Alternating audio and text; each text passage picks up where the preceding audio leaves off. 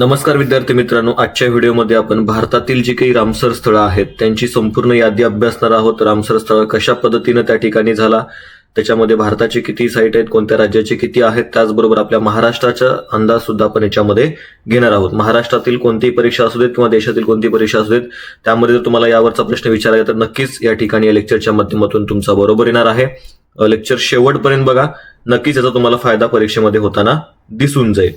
Okay, महाराष्ट्रातील संबंधित सुद्धा बाबी आपण याच्यामध्ये कव्हर केलेल्या आहेत, त्यासाठी व्हिडिओ शेवटपर्यंत पहा. आता थोडंसं आपण रामसर कराराचा जो काही ऐतिहासिक प्रवास आहे तो आपण या ठिकाणी पाहणार आहोत. सगळ्यात आधी तुम्हाला काय करायचंय की रामसर करार, आपण हे खूपदा त्या ठिकाणी ऐकत असतो की रामसर करार, मात्र रामसर करार म्हणजे काय हेच बऱ्याच जणांना त्या ठिकाणी माहिती नसतं. त्यासाठी बेसिक पासून या सगळ्या बाबी मी तुम्हाला सांगणार आहे. सुरुवातीला रामसर करार म्हणजे काय ते आपण पाहूयात.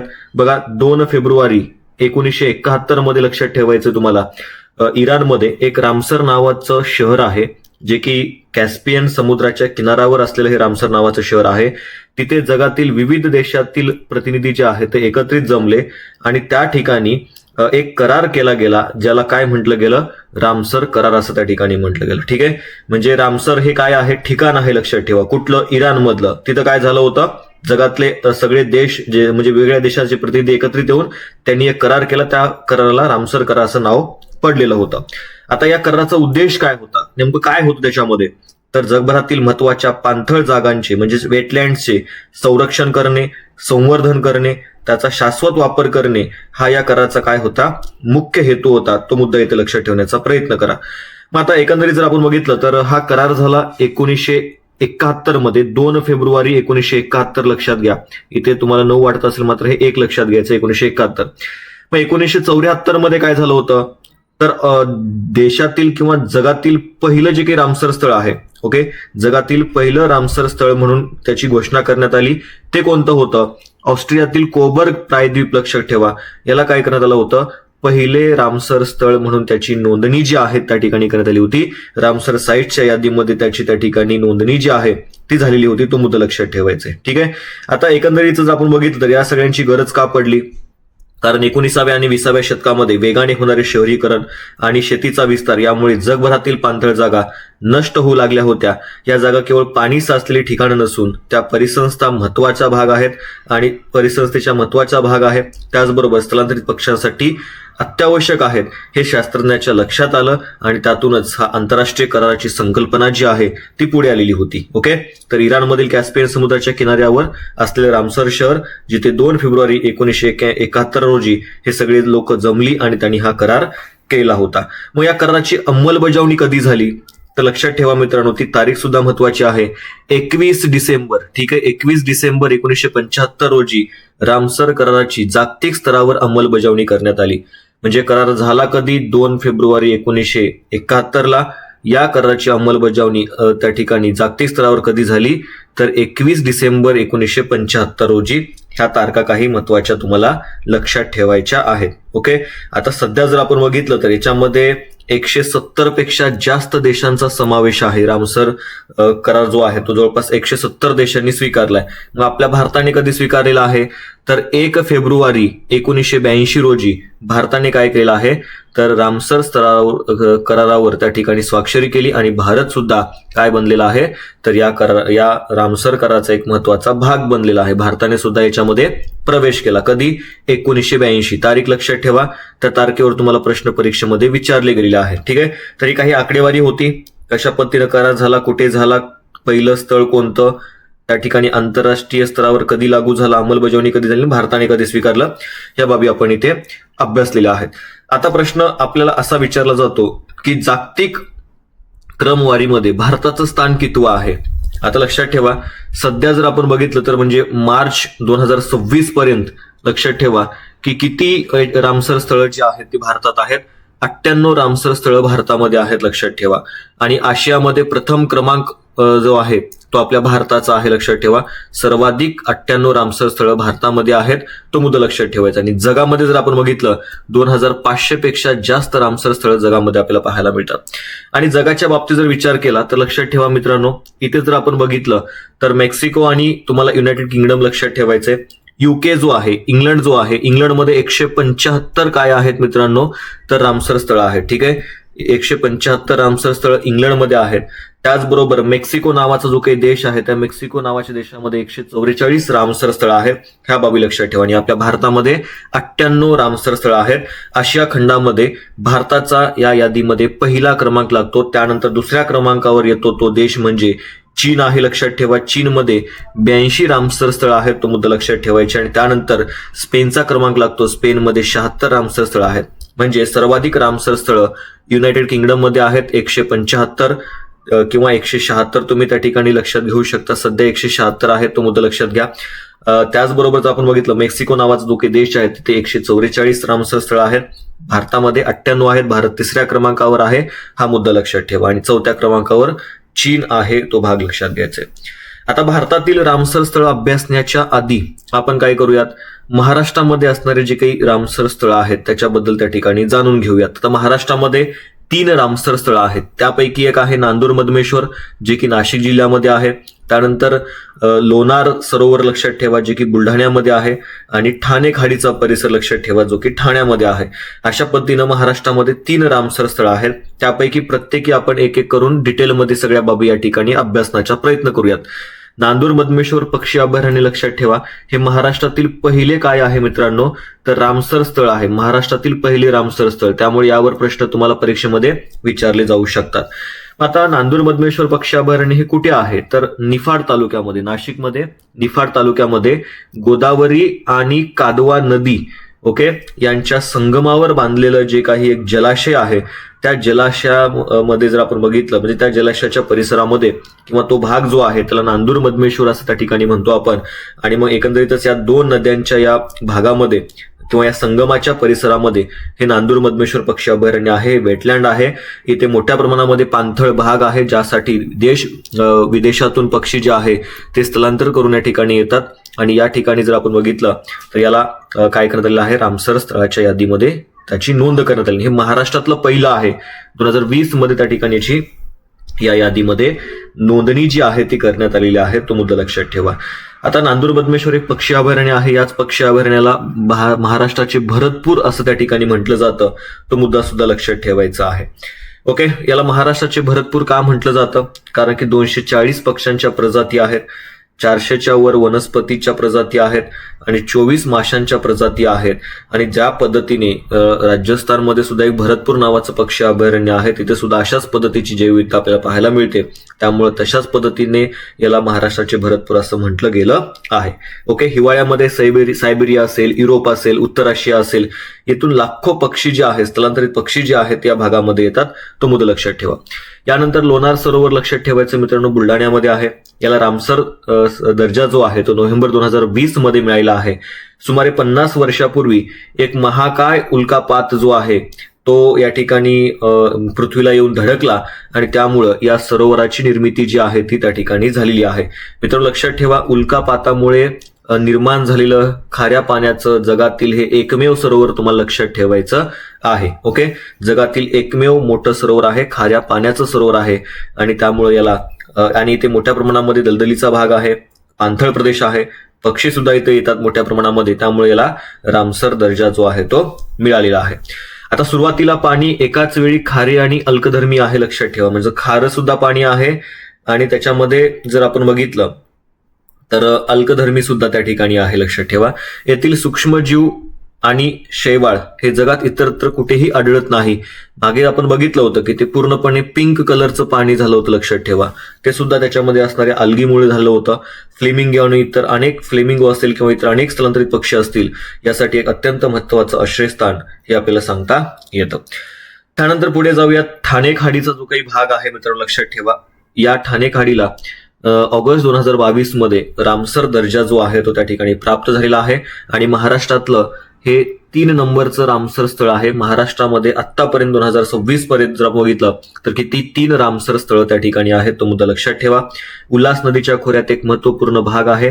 मुंबई महानगर प्रदेशातील हे पहिलेच आणि एकमेव रामसर स्थळ आपल्या ठिकाणी सांगता येते. तर अशा पद्धतीनं महाराष्ट्रामध्ये 3 रामसर स्थळं आपण बघितलेली आहेत. आता एकंदरीत जर आपण बघितलं, खारफुटीचे जंगल मुंबईला सागरी लाटापासून आणि पुरापासून वाचवणारे एक नैसर्गिक भिंत म्हणून काम करते आणि एकंदरीतच या भागामध्ये मोठ्या प्रमाणामध्ये जे काही फ्लेमिंगो आहेत किंवा रोहित पक्षी जे आहेत या ठिकाणी इथे वास्तव्याला येतात आणि एकंदरीतच त्यांची पिल्लं वगैरे या ठिकाणी देतात आणि मग त्यानंतर ते पुढे आपल्या मायदेशी परत जातात. तर त्यासाठी हे खूप महत्वाचं जैवविविधतेचे स्थान आहे, एकंदरीतच पक्ष्यांसाठी महत्वाचं आहे आणि यामुळं याचं संरक्षण जे आहे ते आता केलं जाते, लक्षात ठेवा. ठीक आहे, तर महाराष्ट्रातले हे 3 लक्षात ठेवा. नांदूर मधमेश्वर नाशिक 2020 मध्ये त्याला दर्जा मिळाला. लोणार सरोवर बुलढाणा उल्कापातामुळे निर्मिती 2020 मध्ये त्याला सुद्धा दर्जा त्या ठिकाणी मिळाला होता. ठाणे खाडी लक्षात ठेवा, ठाणे नैसर्गिक खाडी आहे, 2022 मध्ये त्याला दर्जा मिळाला आहे आणि एकंदरीतच ते फ्लेमिंगोसाठी प्रसिद्ध आहे, लक्षात ठेवा. आता एकंदरीतच महाराष्ट्राशी संबंधित बाबी आपण बघितल्यात. आता भारतामध्ये एकूण किती रामसर स्थळं आहेत तो मुद्दा आपण या ठिकाणी पाहून घेऊयात. आता वेटलँड्स म्हणजे काय ते सुद्धा एकदा थोडक्यात मी तुम्हाला त्या ठिकाणी सांगून देतो परत एकदा. आता लक्षात ठेवायचंय, पृथ्वीची ते किडनी आहे, लक्षात ठेवा. ओके, म्हणजे वेटलँड्स जे आहेत ते पृथ्वीची एक प्रकारे किडनी आहे. ते प्रदूषक शोषून घेतात आणि पाणी शुद्ध करण्याचं काम त्या ठिकाणी करतात.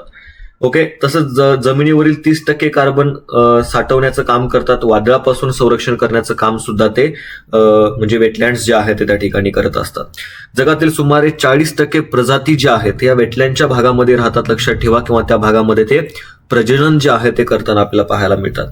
असा भूभाग जो वर्षातील किमान 8 महिने पाण्याखाली असतो किंवा पाण्याच्या संपर्कात असतो किंवा पाण्याखाली बुडालेला असतो त्याला आपण काय म्हणतो मित्रांनो, वेटलँड्स असं त्या ठिकाणी म्हणतो. त्याची एक व्याख्या लक्षात ठेवा, वर्षातील किमान 8 महिने तो भाग पाण्याखाली असावा, पाण्याच्या संपर्कात असावा, त्याला आपण काय म्हणतो, वेटलँड असं त्या ठिकाणी म्हणतो. ठीक आहे, तर बघूयात. आता एकंदरीत जर आपण बघितलेलं होतं की भारतामध्ये 98 आहेत, मेक्सिकोमध्ये 144 आहेत आणि युनायटेड किंगडममध्ये किती आहेत मित्रांनो, 176 आहेत आणि भारत हा देश आशिया खंडात प्रथम क्रमांकावर आहे 98 रामसर स्थळांच्या यादीमध्ये. ओके, आता पहिलं जे काही भारतातलं रामसर स्थळ आहे ते नेमकं कोणत्या ठिकाणी सुरू करण्यात आलेलं होतं, तर पहिलं रामसर स्थळ चिल्का, लक्षात ठेवा, म्हणजे 1981 मध्ये चिल्का सरोवर आणि केवलादेव राष्ट्रीय उद्यान जे की राजस्थानमध्ये आहे, हे दोन्हीही जे काही स्थळं आहेत यांची एकदाच नोंदणी रामसर स्थळांच्या यादीमध्ये करण्यात आली 1981 मध्ये. त्यामुळे लक्षात ठेवा, चिल्का सरोवर आणि केवलादेव राष्ट्रीय उद्यान हे पहिले भारताचे रामसर स्थळ आहेत, तो मुद्दा लक्षात ठेवायचा. प्रश्न असा सुद्धा विचारला जातो की सर्वात मोठं रामसर स्थळ भारतातलं कोणतं, तर सुंदरबन वेटलँड लक्षात ठेवा, जे की पश्चिम बंगालमध्ये आहे. हे सर्वात मोठं काय असणार आहे मित्रांनो, भारतातलं रामसर स्थळ असणार आहे. आता सर्वात मोठं रामसर स्थळ आपण बघितलं, त्याच पद्धतीने तुम्हाला प्रश्न विचारला जाऊ शकतो की सर्वात छोटे स्थळ कोणते, तर रेणुका वेटलँड लक्षात ठेवा, हिमाचल प्रदेशमध्ये आहे. हे सर्वात छोटे काय आहे, रामसर स्थळ आहे. त्यानंतर असा सुद्धा प्रश्न विचारला जाऊ शकतो की सर्वात उंचीवरील स्थळ कोणतं, तर लक्षात ठेवा, तो मोरीर नावाचं सरोवर आहे लद्दाखमध्ये. ते भारतातील सर्वात उंचीवरचं रामसर स्थळ आहे, तो मुद्दा लक्षात ठेवा. त्यानंतर प्रश्न तुम्हाला इथे सुद्धा विचारला गेला आहे की एकमेव तरंगते सरोवर कोणते, किंवा ज्याला रामसर स्थळाच्या यादीमध्ये त्याची नोंद झालेली आहे, असं एकमेव तरंगत सरोवर कोणतं, तर लोकटाक सरोवर लक्षात ठेवा, जे की मणिपूरमध्ये आहे. सर्वात मोठ्या खाऱ्या पाण्याचं सरोवर कोणतं, तर चिल्का सरोवर लक्षात ठेवा, आशियातील सर्वात मोठं हे काय आहे, खाऱ्या पाण्याचं सरोवर आहे आणि ज्याला 1981 मध्ये पहिल्यांदा काय करण्यात आला होता, रामसर स्थळाचा दर्जा देण्यात आलेला होता. आता एकंदरीत आपण पाहूयात की कशा पद्धतीनं हे जे काही सगळे म्हणजे अलीकडच्या काळामध्ये म्हणजे 2025 आणि 2026 मध्ये कशा पद्धतीनं या भारतातील पाणथळ स्थळांना हा दर्जा प्राप्त होत गेला त्या बाबी आपण या ठिकाणी पाहणार आहोत. ओके, म्हणजे लक्षात ठेवा, नोव्हेंबर 2025 मध्ये गोगाविल सरोवर जे आहे बिहारमध्ये, कटिहार जिल्हा, त्याला रामसर स्थळाचा दर्जा जो आहे तो त्या ठिकाणी देण्यात आला होता. ते 94वं पाणथळ स्थळ जे आहे ते ठरलेलं होतं.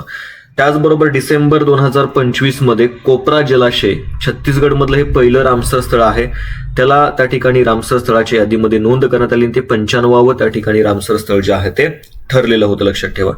त्यानंतर डिसेंबर 2025 मध्ये सिलसेड नावाचं सरोवर आहे राजस्थानमध्ये अलवार जिल्ह्यामध्ये, त्याला सुद्धा काय करण्यात आलं आहे, रामसर स्थळाच्या यादीमध्ये त्याची नोंद करण्यात आली. त्यामुळे ते 96वावं रामसर स्थळ त्या ठिकाणी ठरलेलं होतं.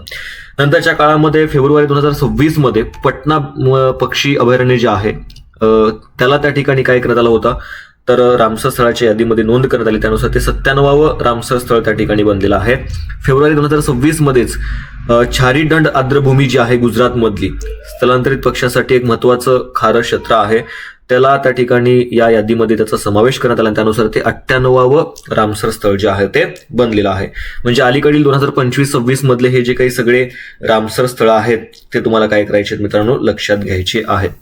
आता प्रश्न हा सुद्धा विचारला जाऊ शकतो की तुम्हाला सर्वाधिक रामस्थळ असलेले राज्य कोणते, तर लक्षात ठेवा मित्रांनो, तामिळनाडू हे राज्य लक्षात ठेवायचे, जिथं सर्वाधिक 20 रामसर स्थळ आहेत. किती तामिळनाडूमध्ये? एकूण 20 रामसर स्थळ आहेत, सर्वाधिक आहेत. आणि त्यानंतर जर आपण बघितलं तर उत्तर प्रदेशचा क्रमांक लागतो. उत्तर प्रदेशमध्ये 11 रामसर स्थळ आपल्याला पाहायला मिळतात. अशी बरीचशी राज्य आहेत की ज्या राज्यांमध्ये रामसर स्थळ आहेतच, आणि काही बरीचशी राज्य अशी सुद्धा आहेत जिथे एक आपल्याला त्या ठिकाणी रामसर स्थळ पाहायला मिळतं. मात्र सर्वाधिक जर विचारलं तर तामिळनाडू लक्षात ठेवा, जिथं 20 रामसर स्थळ आहेत. उत्तर प्रदेशमध्ये 11 रामसर स्थळ आपल्याला त्या ठिकाणी पाहायला मिळतात. आता एक एक करून राज्य आणि त्या राज्यामधले जे काही हे जे काही वेटलँड्स आहेत किंवा एकंदरीत आपण बघू असे कोणते राज्य आहेत की ज्या राज्यामधल्या कोणत्या ठिकाणांची नोंद या रामसर स्थळांच्या यादीमध्ये झालेली आहे. तर जम्मू काश्मीर लक्षात ठेवा, जम्मू काश्मीरमध्ये 5 अशी ठिकाणं आहेत ज्यांची नोंद या रामसर स्थळांच्या यादीमध्ये झालेली आहे. त्यामध्ये उल्लर सरोवर लक्षात ठेवा, होकेरा आर्द्रभूमी लक्षात ठेवायचे, त्यानंतर सुरिनसर मानसर लक्षात ठेवा, हायगम आहे, शालूक आहे, ही ठिकाणं लक्षात ठेवायची. लद्दाखमध्ये लक्षात ठेवायची 2 आहेत, चो मोरीर सरोवर आणि चोकर आर्द्रभूमी, हे 2 ठिकाणं लद्दाखमधले आहेत. लद्दाखमधील 2 ठिकाणांची नोंद जी आहे ती या यादीमध्ये करण्यात आलेली आहे. हिमाचल प्रदेशमध्ये 3 आहेत लक्षात ठेवा. ओके. त्यानंतर जर आपण बघितलं पंजाबमध्ये 6 या ठिकाणी रामसर स्थळ आहेत. हरियाणामध्ये 2 रामसर स्थळ आहेत, तो मुद्दा लक्षात ठेवा. आता याची जर पीडीएफ तुम्हाला हवी असेल तर आपलं टेलिग्राम चॅनल आहे, त्या टेलिग्राम चॅनलची लिंक व्हिडिओच्या डिस्क्रिप्शन बॉक्समध्ये आहे, तिथून तुम्ही काय करू शकता, तर ह्याची जी काही ही पीडीएफ आहे ती मिळवू शकता. टेलिग्राम चॅनल जॉईन करून ठेवा. ओके. त्यानंतर बघा गुजरातमध्ये 5 रामसर स्थळ आहेत. त्यानंतर राजस्थानमध्ये सुद्धा 5 रामसर स्थळ आहेत, लक्षात ठेवायचे. त्याचबरोबर मध्य प्रदेशमध्ये सुद्धा 5 रामसर स्थळ आहेत. महाराष्ट्रामध्ये एकूण 3 आहेत, ते 3 आपण बघितले होते, नांदूर मधमेश्वर, लोणार सरोवर आणि ठाणे खाडी. छत्तीसगडमध्ये कोपरा जलाशय लक्षात ठेवा, हे छत्तीसगडमधलं पहिलं त्या ठिकाणी रामसर स्थळ आहे आणि अलीकडेच त्याला रामसर स्थळाच्या यादीमध्ये त्याची नोंद झालेली आहे. ओडिसामध्ये 6 आहेत, ज्याच्यामध्ये आपण बघतो की चिल्का हे सगळ्यात प्रथम ज्याची नोंद या यादीमध्ये झाली होती ते भारतातलं पहिलं ठिकाण होतं. बिहारमध्ये सुद्धा 6 आहेत, लक्षात ठेवा. कावरतला हे बिहारमधलं पहिलं आहे. पश्चिम बंगालमध्ये 2 आहेत, सुंदरबन डेल्टा आणि पूर्व कोलकाता लक्षात ठेवा. ओके. ईशान्येकडील जी काही राज्य आहेत तिथे सुद्धा आपल्याला पाहायला मिळतात, जसं की दिपोरा आसाममध्ये आहे, लोकटाक मणिपूरमध्ये आहे, पाला आर्द्रभूमी मिझोराममध्ये आहे, खेचोपलरी नावाचं जे काही ठिकाण आहे ज्याला रामसर स्थळाच्या यादीमध्ये त्याची नोंद करण्यात आली ते सिक्कीममध्ये आहे, आणि झारखंडमध्ये उद्वा सरोवर लक्षात ठेवा. म्हणजे असे एकूण वेगवेगळ्या ठिकाणी ही जी काही रामसर स्थळं आहेत ती भारतामध्ये आपल्या ठिकाणी पाहायला मिळतात, तो मुद्दा लक्षात ठेवायचा आहे. ओके. आता या कराराच्या स्मरणात जर आपण बघितलं तर दरवर्षी काय केलं जातं मित्रांनो, आपल्याकडे पाणथळ दिन सुद्धा साजरा केला जातो. तो कधी केला जातो याचं उत्तर तुम्हाला कमेंट बॉक्समध्ये सांगायचंय प्रत्येकाने. केरळमध्ये 3 रामसर स्थळ आहेत, कर्नाटकमध्ये 4 रामसर स्थळ आहेत, आंध्र प्रदेशमध्ये 1 रामसर स्थळ आहेत, जे म्हणजे कोलेरू नावाचं सरोवर लक्षात ठेवा. ओके. त्यानंतर एकंदरीतच तुम्हाला एक मॉन्ट्रिक्स रेकॉर्ड लक्षात ठेवायचा आहे. ओके. आंतरराष्ट्रीय महत्वाच्या अशा आर्द्रभूमींची यादी, जेथे मानवी हस्तक्षेप, प्रदूषण किंवा तांत्रिक विकासामुळे पर्यावरणामध्ये बदल झाले आहेत किंवा होण्याची शक्यता आहे, अशांची एक वेगळी यादी जी आहे किंवा एक वेगळा रेकॉर्ड जो आहे तो ठेवला जातो. 1990 मध्ये स्वित्झर्लंड या ठिकाणी तो स्वीकारण्यात आलेला होता. या यादीमध्ये असलेले भारतीय स्थळे कोणते आहेत, तर लक्षात ठेवा केवलादेव राष्ट्रीय उद्यान राजस्थान आणि लोकटक सरोवर मणिपूर, हे या मॉन्ट्रिक्स रेकॉर्डमध्ये सुद्धा यांची काय झालेली आहे मित्रांनो, नोंद जी आहे ती या ठिकाणी करण्यात आलेली आहे, तो लक्षात ठेवा. म्हणजे ज्या रामसर स्थळांच्या पर्यावरणीय स्वरूपात तांत्रिक विकास किंवा प्रदूषणामुळे बदल झाला आहे अशा स्थळांची स्वतंत्र नोंद केली जाते, ती कशामध्ये, मॉन्ट्रो रेकॉर्डमध्ये लक्षात ठेवायचंय. ठीक आहे. तर तो भाग लक्षात ठेवा. आणि यामध्ये 2 भारतातले ही ठिकाणं लक्षात ठेवायचे आहेत. आणि या यादीतून बाहेर काढलेली स्थळं कोणती आहेत, तर चिल्का सरोवर आहे, लक्षात ठेवा. 1993 मध्ये त्याला म्हणजे समाविष्ट करण्यात आला होता 1993 मध्ये यादीमध्ये, मात्र 2002 मध्ये त्याला या यादीतून बाहेर काढण्यात आलेला आहे. सध्या फक्त ही 2 नावं लक्षात ठेवायची. बघा, मी तुम्हाला प्रश्न विचारलेला होता की जागतिक आर्द्रभूमी दिन किंवा पाणथळ दिन कधी साजरा केला जातो, तर त्याचं उत्तर असणार आहे 2 फेब्रुवारी हा दिवस काय केला जातो आपल्याकडे, जागतिक पाणथळ दिन जो आहे तो त्या ठिकाणी म्हणून साजरा केला जातो. आता 2 फेब्रुवारी हा दिवस जागतिक पाणथळ दिन म्हणून साजरा व्हायला कधीपासून सुरुवात झाली होती, 1997 मध्ये पहिल्यांदा तो साजरा व्हायला लागला. तर त्यानुसार दरवर्षी तो 2 फेब्रुवारी या तारखेला साजरा केला जातो. 2026 ची थीम काय होती, आर्द्रभूमी आणि पारंपरिक ज्ञान सांस्कृतिक वारशाचा उत्सव साजरा करणे, हे या दिवसाची थीम होती. भारत सरकारने जर आपण बघितलं 2010 आणि 2017 मध्ये आर्द्रभूमी संवर्धन आणि व्यवस्थापन नियम लागू करून नैसर्गिक वारशाचं रक्षण करण्याचं पाऊल उचललं आहे. इंदोर आणि उदयपूर यांना वेटलँड सिटी म्हणून सुद्धा आपण मान्यता दिली आहे. यावर सुद्धा प्रश्न तुम्हाला परीक्षेमध्ये विचारला जाऊ शकतो की कशाला वेटलँड सिटी म्हणून मान्यता देण्यात आली किंवा कोणत्या शहराला, तर इंदोर लक्षात ठेवा आणि उदयपूर यांना वेटलँड सिटी म्हणून त्या ठिकाणी काय मिळालेली आहे, मान्यता मिळालेली आहे. तो मुद्दा लक्षात ठेवायचा आहे. ओके, तर या बाबी अत्यंत महत्वाच्या आहेत मित्रांनो. एकूण संख्या 98 आहे. आशिया खंडात सर्वाधिक रामसर स्थळं हे आपल्या भारतामध्ये आहेत. आणि एकंदरीतच 2026 मध्ये 2 नवीन पाणथळ स्थळांची जी काही नोंद आहे ती करण्यात आली होती. त्यापैकी पटना पक्षी अभयारण्य जे की उत्तर प्रदेश मधलं आणि छारी ढांडा हे जे काही ठिकाण आहे कच्छ गुजरात मधलं, याची नोंद जी आहे ती करण्यात आलेली आहे. ठीक आहे, तर या बाबी अत्यंत महत्वाच्या आहेत, ज्यावर प्रश्न तुम्हाला नेहमी परीक्षेमध्ये विचारले गेलेले आहेत मित्रांनो. ठीक आहे, पुढे जाऊयात.